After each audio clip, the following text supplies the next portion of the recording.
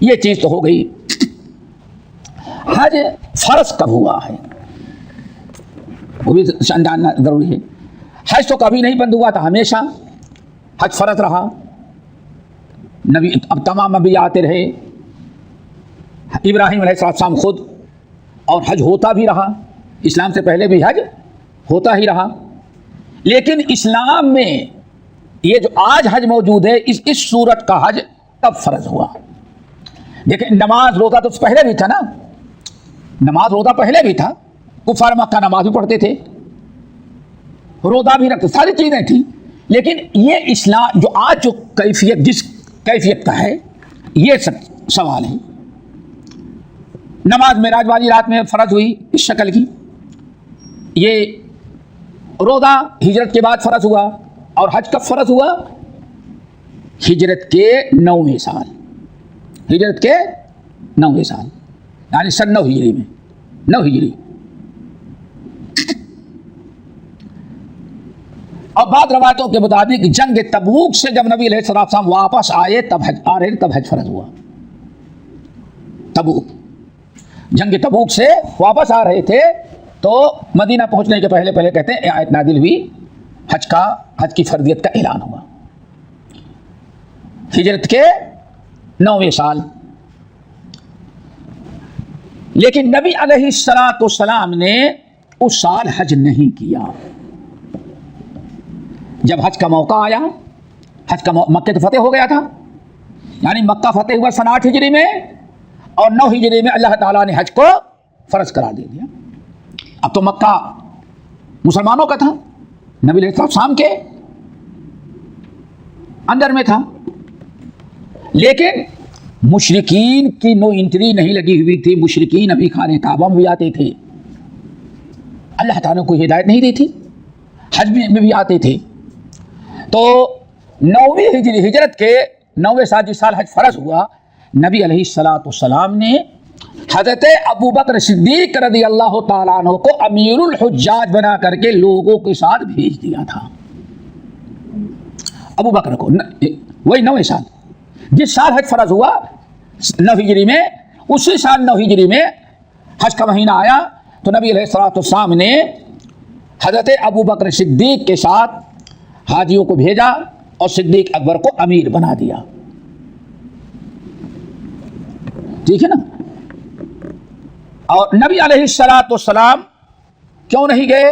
اس کی وجہ بیان کی جاتی ہے کہ مکے میں ابھی مشرکین اپنے رسم و رواج اور آبائی طور طریقے پر حج کرتے تھے. مثلا خانہ کعبہ کا برہنہ طواف کرنا، سارے کفریہ شرکیہ جو طریقے تھے ان کو اختیار کرتے تھے، اور پورے مکے میں مشرکین چلتے پھرتے رہتے تھے. اللہ کے نبی علیہ السلام کو یہ چیز پسند نہیں تھی. اللہ تعالیٰ کا اشارہ ہوتا تھا. آپ نے صدیق اکبر کو امیر الحجاج بنا کر کے بھیج دیا. اور ابھی کچھ دور ہی گئے تھے تو حضرت علی رضی اللہ تعالیٰ عنہ کو سورۃ التوبہ کی وہ آیات جس میں براءۃ من اللہ ورسولہ، یہ مشرکین کے لیے قانون کی مثال، مشرکین ہیں حج میں آ گئے کر لے، لیکن آئندہ سال کسی مشرک کو حج میں آنے کی اجازت نہیں ہوگی، اور نہ تو کوئی خانہ کعبہ کا برہنہ طواف کرے گا. ساری چیزیں ممانعت. اور یہ اعلان ہے اللہ اس کے رسول کی طرف سے، اور اتنے دن کی مہلت دی جاتی ہے، اتنے میں مشرکین اپنا مکے سے اگر کوئی مسلمان نہیں ہوتا تو باہر ہو جائے. اللہ کے نبی علیہ السلام نے سورۃ التوبہ کی آیات دی اور حضرت علی رضی اللہ تعالیٰ عنہ کو بھیجا کہ جا کر کے مجمع عام میں پڑھ کر کے یہ سنا دینا کہ یہ تمہارے حق میں اللہ نے فیصلہ، اللہ اس کے رسول کے فیصلہ ہے. تو سال بھر میں صدیق اکبر نے اعلان کیا اور مشرکین کو وارننگ دے دی گئی، مہلت دے دی گئی، اتنے میں آپ لوگ اپنا انتظام کر لے، یہاں کوئی اب آئندہ نظر نہ آئے. خانہ کعبہ کا طواف کوئی مشرک نہیں کر سکتا، حرم میں کوئی داخل نہیں ہو سکتا. ساری قرارداد جو صورت براءۃ توبہ میں بیان کی گئی ہیں پڑھ کر کے سنا دیا گیا. نبی علیہ السلام انتظار کرتے رہے. پھر اگلا سال جب حج کا آیا تو آپ نے اعلان کروا دیا، اور بہت بڑی حکمت تھی. 9ویں سال اگر نبی علیہ السلام حج میں آ گئے ہوتے تو جہاں جہاں پورے عرب تک اسلام پھیلا تھا، سارے مسلمانوں کا حج میں آنا ناممکن اتنی جلدی. کیوں کچھ لوگ چلتے تو نہیں پہنچ سکتے تھے، بتایا کہ پیدل سفر. تو صدیق اکبر کے ساتھ صدیق اکبر کو بھیج دیا. حج ہو گیا، مسلمانوں نے حج کیا، مشرکین نے کیا، لیکن مشرکون کہہ دیا کہ اب آئندہ تمہیں حج کا یہاں تک بھٹکنے کی اجازت نہیں ہوگی. اب سال بھر نبی علیہ الصلوۃ والسلام نے اعلان کروایا. جہاں جہاں اسلام پھیل چکا تھا پورے عرب میں، نبی علیہ الصلوۃ والسلام نے جہاں جہاں دعات بھیجے تھے وہاں ہر دعات کے پاس لیٹر بھیج دیا کہ آئندہ سال نبی علیہ الصلوۃ والسلام حج میں آ رہے ہیں، آپ لوگ بھی جو شوق رکھتے ہیں حج میں آئیں. الحمدللہ.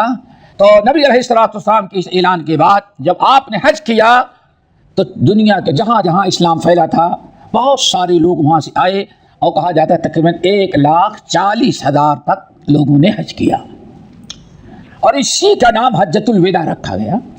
اور نبی علیہ الصلوۃ والسلام نے جو ایک سال مؤخر کر کے سارے لوگوں کو اکٹھا کیا، اس کا ایک بڑا مقصد یہ تھا کہ حج کا طریقہ سب سیکھ لیں.